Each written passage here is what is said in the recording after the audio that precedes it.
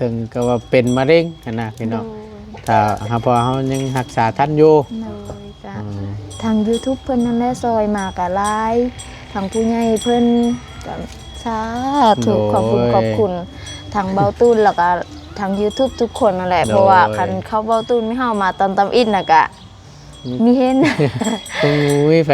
เข้ามาเนาะโดยกันนี่แหละพี่น้องก็ซอยกันเนาะได้หลายช่องทางบ่ว่าแต่แนวอยากแนวกินหรือว่านู่นนี่นั่นเนาะเครื่องของที่ใช่ถึงแม้ว่าบ่ได้มาทางช่องทางเบาตูนก็มาช่องทางอื่นก็ดีพี่น้องเนาะก็สดซอยกันพุ่นไปพุ่นล่ะมักกระแทกกลับมานั่นก็ได้ขันอัน2ห้องบ่นี่น่ะเฮาโลดเฮาก่อนเลยว่าเอาเข้าก่อนแล้วเจ้าบ้านเนาะเอามาให้กดนี้ดีกดเก่าเด้อน้องเด้อได้เฮือนใหม่แล้วก็ให้อยู่เย็นเป็นชุกแล้วเฮือนหลังนี้ก็ได้เนาะอยู่มันเย็นเป็นชุกแหละมีแต่เงินได้ต้องน้องได้เข้าแล้วบัดนี้เงินคำแก้วก็ให้ลังเข้ามาละบัดนี้เนาะอยู่มันก่อนยืนอยู่ดี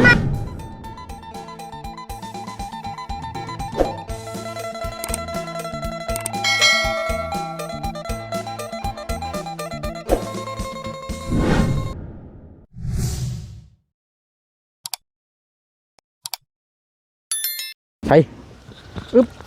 ชอกยังนะเนี่ยเรียกกันบาทนี่ หาตั้งเข่าพ่อโอ้ยพี่น้องไงเอามันบดสะท้อนบ่นะหมูหมื่นบ่เอามาพี่ก็ได้นะใช้มีคนอยู่บ่บาทนี่ฮะหมดลูกละอย่าขึ้นได้ตกเลยห่ำจะขึ้นมาบ่เอาพี่น้องไงกับผู้ดีตั้งบอตูนมาเนี่ยก็สิมาแสดงความยินดีกับทาง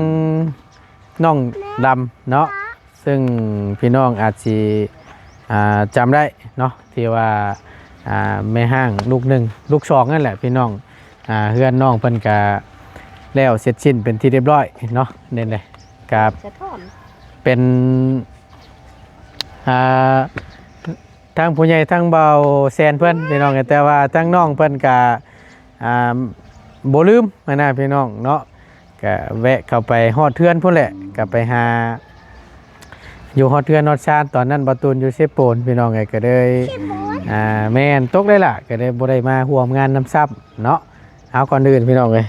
กราบสบายดีและสวัสดีครั้งหนึ่งเด้อพี่น้องสบายดีบัดสุขคนเนาะลงล่ะลงไปเบิ่งเนาะหาน้องเฮ็ดหยังอยู่นั่นอยู่ไสคือสิม้อยสิมิ่งอยู่แท้โอ้ตายลูกหล่ะลุกขึ้นเอ้ยใช้เบิ่งหันเบิ่งปัดกี่พุ่นก่อนใช้เพิ่นอยู่ไสโอ้ใช้เบิ่งมาเบิ่งหันมาปัดก่อนนี่เบิ่งนี่มันเปื้อนบ่ได้นี่เอาสบายดีปัดลุงก่อนสบายดีงามหาก็เลิกเฮียนบ่เจ้าพอดีไปครับเพิ่นช่วงแรงๆพี่น้องเนาะใช้อยู่ใช้บ้านนี่สมอยสิมิ่งอยู่เนาะเพราะแล้วนี่อยู่ชวนพี่บ่แล้วเรียบร้อยพี่น้องเลยงามองต้องอยู่บ้านนี่ใช้ทางไหนเอาสบายดีล่ะสบายดีเรียบร้อยบ้านนี้เนาะคักเกดีนี่ขึ้นเรียบร้อยใช้บักปลาไปทั้งใดเลยเอายับมาแนมบกไก่บ่นั่นน้องไปดินช่ำจะแม่นประจักกันนั่งนะบอกผู้เล่นนะผู้เล่นเขาโตใหญ่ไว้ปะนั่นบ่เฮ้ยน้องอย่างก่อนน้องโชคชัยเนาะน้องโชคชัยแม่นบ่เจ้าเคยเห็นบ่เบิ่งน้องใหญ่กำลังเกิดกำลังกระซิซ้ำเจ้าเลยขึ้นเมื่อไรก่อนนี่น้องขึ้นเมื่อวันศุกร์ที่ผ่านมานั่นบ่อันนี้ไม่นะโดยโอ้ยมาวันนี้ไป ปลกแน่นึงบาดนี่เนาะคนผอมอยู่แล้วคนจอยอยู่แล้วนะพี่น้อง เมื่อยบ่น้อง ก็ไม่เมื่อยไปเลย อื ปก ม ติอยู่ ปกติอยู่ โดย ก็แข็งแห้งดีเนาะเช้าเรียบร้อยแล้วเหรอวะ โดย เรียบร้อยแล้วใครอยู่หรอกอืมนี่แหละผู้เดียวเลี้ยงเนาะเลี้ยงลูกใช้ทั้งตัวพ่อตัวแม่อยู่ทั้งใดสัตว์ ตัวแม่เพิ่นไปขายหาไม้ ไปขายหน่อไม้ หาไม้ อ๋อหักไม้ โดย ไปถึงมือแล้ว เพิ่นหาก็ไปมื้อเช้านี่ ไปเมื่อเช้านี่ โดย ไปขายอยู่ไสน่ะ ไปขายอยู่ทางพลาน แถวพระลานพุ่น โดย เฮ็ดลูกหล่ะอย่าเฮ็ดอย่าเฮ็ดเดี๋ยวถึกเพิ่นนั่นน่ะเดี๋ยวถึกรถงามจะได้น่ะสิบอกให้โอ้ยเนาะขึ้นเรียบร้อยแล้วบ้านนี้พี่น้องเนาะพื้นไฟก็ใส่ครบเนาะ เพิ่นยังต่ออยู่ฮะนี่ทาง ยังไม่ได้เอาลงมา เพราะว่าเพิ่นปลูกกะโหลแล้วก่อน อ๋อสิปูกะโลน้ำอีกบ่อนี่น่ะ โดย อืม ทางพระอาจารย์เพิ่นว่าปลูกกะโหลก่อน บ่ โดย เป็นทางผู้ใหญ่ทางบ่แซนเพิ่นพี่น้องเลยแต่ว่าทางบ่ตูนก็บ่ได้มีจักกีบจักบาทแล้วงบสมทบซอย โดย เฮ็ดเทือนน้องเพิ่นนี่ก็ได้ กะซาทุกเพิ่นสด โดย เพิ่นซอยทางน้องโศกเสยน้องโศกใส่เพิ่นมาตั้งแต่แรกเกิดแล้วก็จนถึงปัจจุบันนี่ก็ซาถูกผู้ค้าก็เพิ่นได้ซอยมาจนดีก็ซาถูกแล้ว เช้าเนาะทั้งน้องก็เนาะอ้าวชื่อนมกับขนมมาต้อนอีหล่าเพิ่น ขอบใจเด้อ โดยเดมาเนี่ยนึงเอ้ยเห็นบ่น้องน่ะเห็นบ่ล่ะเบิ่งมาพี่มึงเด้อมาพี่มึงเด้อ ชาติก็ไม่ได้ปลูกให้เพิ่นจ้าม จนใหญ่ เอา บาด น้ำ นี้ มาไหมเอาน้ำมาให้เข้าลุงไปเอาน้ำมาให้เข้าลุงน้ำอยู่ไหนนั่นเด้ลูกดูนี่แหละ อืม น่า นั่งพี่ก็ได้อยังเราบ่นั่นแต่น่าเห็นบ่น้องน่ะ ใบดีเพิ่นไว้ นะ ใบดี สบายดีปะลุงก่อนบ่ไกลโพดบ่เห็นบ่น้องเห็นบ่น้องสกไสเอาบ่เป็นเอาไปเฮ็ดน้องเอาบ่ ดื้อได้ลูกดื้อได้ ว้าวกำลังขี้ลือเนาะ ดื้อ โอ้ยปล่อยรวดหวานหวานเนี่ยจักเรือนนะก่อนนี่นะ เอากุ้ย โอ้ย เริ่มเอามาเป็นแพ็ค โอ้ยบ่เป็นหยังดอกบ่เป็นหยัง เด้ อึ๊บขอบใจหลายๆเนาะพอดีเข้าไปหาอ้ายจังบ่มื้อนั้นน่ะ ดูเฮาไปฮอดหื่นค่ะมีเห็นพี่เลย เอ ออกมาเพิ่นเห็นอันทางเอ้ยเพิ่นนี่อยู่ อ่า กลางทางก็เลยเบาะเพิ่นกลางทางเลยว่าเฮาไปฮอดหื่นเพิ่นปิดประตูห้องก็มีได้ยินพี่เลยกัน พอดี พอแล้วลูกพอแล้ว พอดีอันทางง่ายขึ้นไปพูนไปเก็บงานอยู่เซฟโปนน้ำแน่ก็ได้บ่ได้ค่อยได้อยู่บ้านโอ้ยเห็นยังนี่ลูกอ่ะโอ้ยโอ้ยยาวขึ้นยาวขึ้นจะดิดนั่นนั่นน้องเอิ้นล่ะน้องถามแล้วนั่นน่ะไปพี่น้ำน้องไปใส่ไปวายอย่าเลีย น้องกันน้องที่ดื้อ อย่าเลียอย่าเลียบ่ได้หากะมานี่ง่ายๆก็ได้หากะมาฮอดเมื่อคืนนี่ก็ได้มื้อนี้ทั้งบ่ต้นก็แวะไปขึ้นเทือนสาวแตวน้ำแน่พี่น้องอยู่บ้านลงหมักจางพุ่นแหละยินดีน้ำเพิ่นนั่นก็แล้วเสร็จสิ้นเป็นที่เรียบร้อยทั้งนี้ก็เลยมีเวลาก็เลยแวะมาหาทั้งน้องเพิ่นเนาะก็มายินดีน้ำนี่แหละดีใจน้ำหลายๆเด้อแล้วเสร็จสิ้นเป็นที่เรียบร้อยเนาะแต่สิมีโครงการสิปูตากะโลอยู่ ก็ทางสร้างเพิ่นก็ยังมีว่างแน่ส่งนี้ ช่วงนี้เป็นตัวงานดอกงานบุญเนาะเท่าไรอันเฮ็ดทั้งเบัดทั้งมวลนี่พอผู้อยู่บ่ราคาเพิ่นนั่นน่ะ ลูกหมดนี่ก็ เนี่ย ตก200,000 บาทบ่ ตกพี่น้องเลย ขนาดทันปูกะโหลพร้อมไหน เนาะขนาดว่าเสาใส่เสาเก้าเราอะขนาดว่าเพื่อนน้องเพื่อนนี่มีเสาเก้าอะไรพี่น้องแค่ว่ามาลัดแปลงเฮ็ดชงโมเดิร์นซื่อๆที่แรกสิเฮ็ด2ชั้นบ่ ก่อนแต่กี้นะเพิ่นเอาเศร้านะเพิ่นว่าเยอะอันนั้น2ชั้นก็แล้วเพิ่นทางลุงเพิ่นก็คันสิเว้ากับเพิ่นตายแล้วก็แล้วเลย แล้วก็เลยเว้ยดำเนินการต่อเลยบัดนี้ก็เลยเหลือแต่เสา ดู ก็คือเห็นนั่นแหละพี่น้องเนาะแต่ก่อนบ่ตูนก็ได้ถ่ายอยู่แต่วันนี้ผู้ดีทั้งมีผู้ใหญ่ทั้งเบาเซนทั้งเดียวบ่ โดยทางเบาเส้นทางพระอาจารย์เพิ่น ที่ว่าเพิ่นพระอาจารย์เพิ่นก็มาเยี่ยมยามอยู่เนาะเพิ่นมาเห็นอยู่พี่น้องทั้งบ่ตูนก็ได้พบเจออยู่เนาะ มือขึ้นเหินนี่ก็เพิ่นก็มา เพิ่นมา พร้อม อยู่บ่ อาจารย์เอกโดยหลายลูซิดลูฮาเพิ่นก็มาหลายอยู่ สมทบซอยกันเนาะ โดย ก็ฮะ ก็ แล้วเป็นที่เรียบร้อยเนาะสาธุ สำเกิดช่องเธอคันที่ว่ากันตอนแรกก็คันทาง YouTube เพิ่นมีเฮามาก็ มีหลอดแล้ว ก็จนซาถูก โดยก็นี่แหละคือเห็นแหละพี่น้องแต่ก่อนเนาะว่าขออนุญาตนำมันเป็นจังเกาะ เป็นแบบติดเซอร์เว้าขอโทษนำกับติดเซอร์หาหนุ่มกับกันสิเว้ากับเพิ่นว่าคล้ายๆกับมะเร็งนั่นแหละ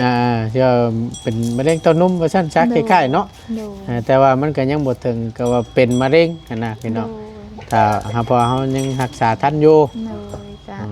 ทาง YouTube เพิ่นนั่นแหละซอยมาก็หลายทางผู้ใหญ่เพิ่นก็สาธุขอบคุณทางเบาตุ้นแล้วก็ทาง YouTube ทุกคนนั่นแหละเพราะว่าคันเข้าเบาตุ้นไม่เฮามาตอนตำอินน่ะก็มีเห็น คงมีไฟได้เข้ามาเนาะ โดย กันนี่แหละพี่น้องก็ซอยกันเนาะได้หลายช่องทางบ่ว่าแต่แนวอยากแนวกินหรือว่านู่นนี่นั่นเนาะเครื่องของที่ใช่ถึงแม้ว่าบ่ได้มาทางช่องทางบ่ตูนก็มาช่องทางอื่นก็ดีพี่น้องเนาะก็สดซอยกันก็ดีแล้วล่ะเอาบุญน้ำกันเนาะใช้ไปเบิ่งมึงดูทางในน่ะเป็นแบบใดแน่ยังบ่ได้เห็นทางในเด้นี่เป็นแบบใดเนาะนึงเอ้ยเป็นจังได๋ลูกล่ะพุ่นไปพุ่นล่ะมักกระแทกกลับมานั่นก็ได้ขันอัน2ห้องบ่นี่น่ะ โดย เฮา โลดเฮาก่อนเลย ว่าเอาเข้าก่อนแล้วเจ้าบ้านเนาะ เอาเบิ่งเข้าเดี๋ยวเข้าไปเบิ่งน้ำกันพี่น้องเลยว่าเป็นแบบใดเนาะใช้เคยมืดแท้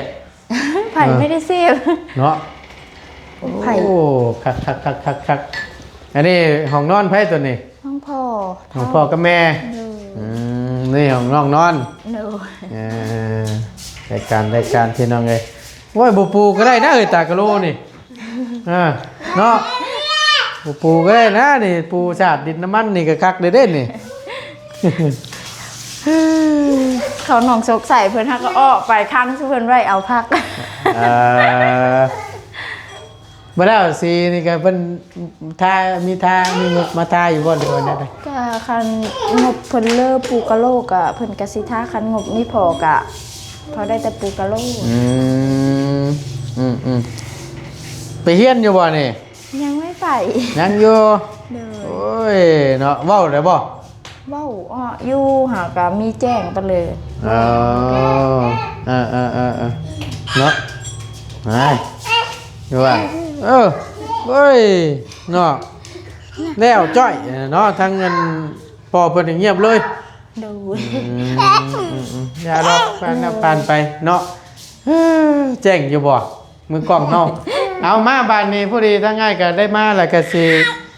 ผูกคอต่อแขนมาน้องมาเอาไผ่มาไปมีอยู่บ่นะ มันมา ฮะโอ้มันนี่บ่แจ้งแล้วบ้านนี้เนาะ คือเพิ่นได้รู้ทั้งเพิ่นนะโดดเด้อ ครับ ไผ่กับไผ่เบิดแล่นเลยแต่ไผ่มึงทางนี้ให้เลยน้องน้องลิ้นสิเด้ไผ่ก่อนไม่ได้อันนั้น มาโอ้ยเนาะก็มื้อนั้นก็ได้เบิ่งในคลิปอยู่พี่น้องก็โอ้ยก็คนมาหลายอยู่เด้เนาะได้เติบอยู่มาได้มาเฮ็ดเลยล่ะเด้อหัวตำประตูให้ไว้ฉันเมื่อกี้เก่งอะดิหิวขนมมากก็ได้เนาะเป็นยังกินนุ่มอยู่ป่ะเข่าได้แต่กินเข่าอันนี้แล้ว กินข้าวเม็ด เข่ามิดแล้วก่อนคิดได้เล็กพี่น้องไงที่อยู่ที่กูไปอยู่กูกล้องเขานี่ก็ได้ ไอ้กินหนังไว้เขาเหลือเอาไปไอ้ไว้ อยู่เว้ยเนาะเอามาน้องมาบัดนี้มาผูกแขนย้อนหลังเอาทั้งอ่าน้องจับเพิ่นก่อนพี่น้องเลยเนาะก็ใช้เจาะนุ่มเพิ่นกินก่อนก็ได้เอาไปเถอะนะเอาไปเอามาบัดนี้เนาะผูกแขนย้อนหลังเพิ่นก่อนพี่น้องเลย ดีใจน้ำน้องเพิ่นได้เงินใหม่กับน้องเนาะเอามาให้กดนี้ดีกดเก่าเด้อน้องเด้อได้เงินใหม่แล้วก็ให้อยู่เย็นเป็นชุกแล้วเงินหลังนี้ก็ได้เนาะอยู่มันเย็นเป็นชุกแหละมีแต่เงินได้ทองน้องได้เข้าแล้วบาดนี้เงินคำแก้วก็ให้ลังเข้ามาละบาดนี้เนาะอยู่มันก่อนยืนอยู่ดีมีแห้งแล้วคือตั้งเจ้าก็ได้เนาะให้เบิ่งพ่อเบิ่งแม่เบิ่งลูกเบิ่งเต้านี่แหละเด้ออายุมันคนยืนหลายเลยดีใจนำทางเราตูการงานก็ขอปังๆซะเนาะดีใจนำทางครอบครัวเบาตุ้นกะเขาได้แต่เงินแต่คำไล่เข้ามาเทมาเลยซะถูกได้ดีใจนำลายเบิ่งเพิ่นคิดนั่นน่ะพี่น้องเอ้ยเนาะโอ้ยถึงเป็นแซ่บแท้ๆแซ่บบ่ฮะแซ่บอยู่บ่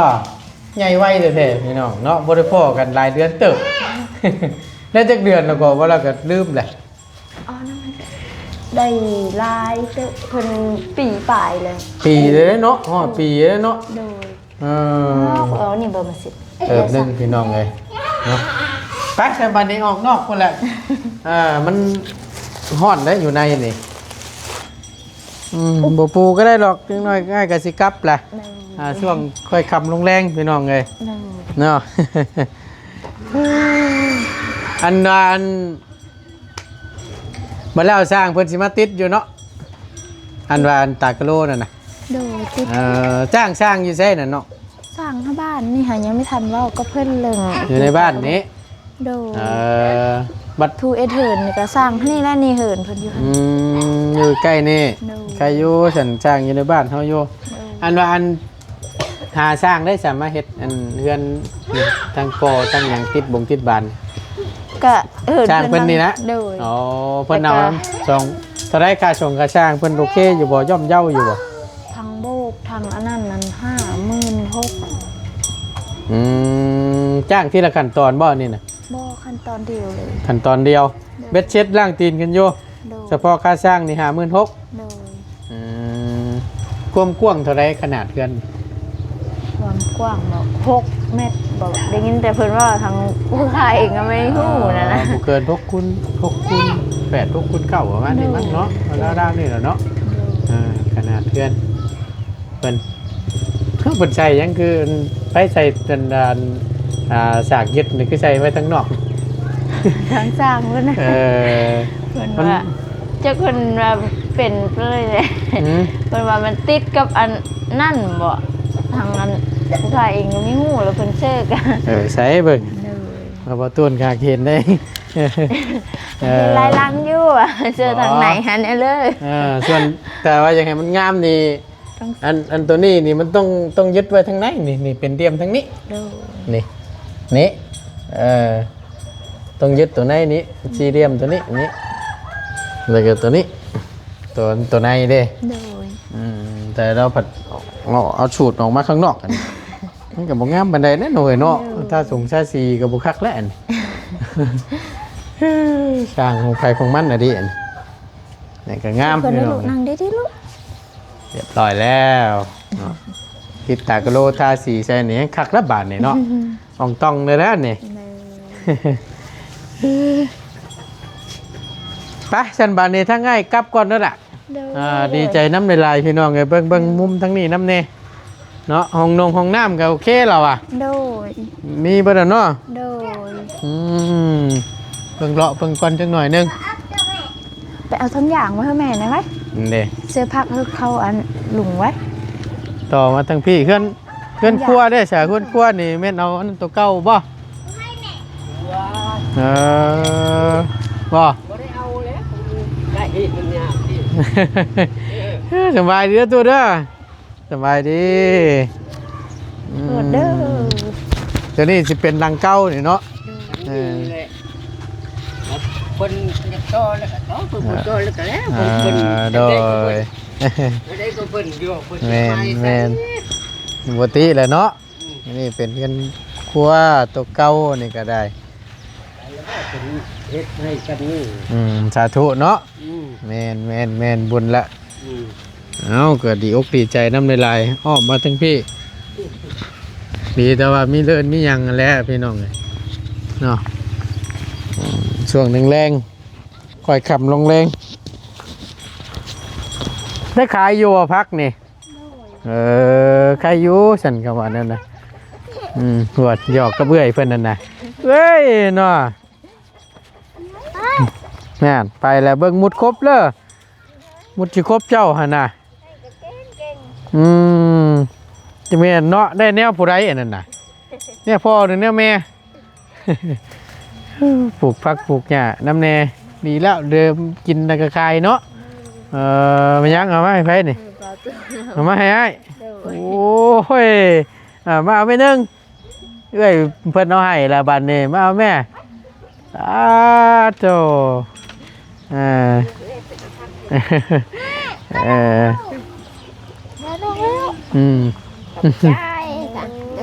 ขอบใจหลายๆน้องขอบใจโดยล่ะโดย ไปบันนี้กลับกันเด้อบันนี้เด้อเพื่อฮอดโดยสบายดีไปสบายดีป้าลุงก่อนโอ้ยเนาะใหญ่แล้วพี่น้องมารอบนี้ก็ได้ น้องกะ น้องกะดื้อเอาปุ๊บเลยกะ โดยไปบัดนี้เฮาเมื่อไปกลับเฮาก็ได้ค่ำแล้วเมื่ออาบน้ำหนาวได้สบายดีป้าลุงก่อนเด้อโอ้ยเนมจะเจือพี่หันมากล้องโอเคพี่น้องเอ้ยไปพี่น้องเอ้ยทั้งบ่ต้นก็ถือว่ามาแสดงความยินดีอีกทางครอบครัวหนึ่งทางน้องดำเพิ่นเนาะเป็นแม่ห้างลูกชองพ่อแม่พี่น้องอาจสิจักดีเนาะถ้าติดตามบ่ต้นเฉพาะเคสนี้พี่น้องเอ้ยเนาะเอาขอบคุณหลายๆทั้งบ่ต้นก็ได้เพื่อเป็นการบ่เสียเวลาทั้งบ่ต้นก็สิได้ขอลำลาและจบคลิปลงไว้เพียงเท่านี้ก่อนพี่น้องเอ้ยอยู่ดีมีแฮงเบิดทุกคู่ทุกคนสำหรับคลิปนี้ไปแล้วพี่น้องเอ้ยสบายดีเด้อพี่น้องเด้อไป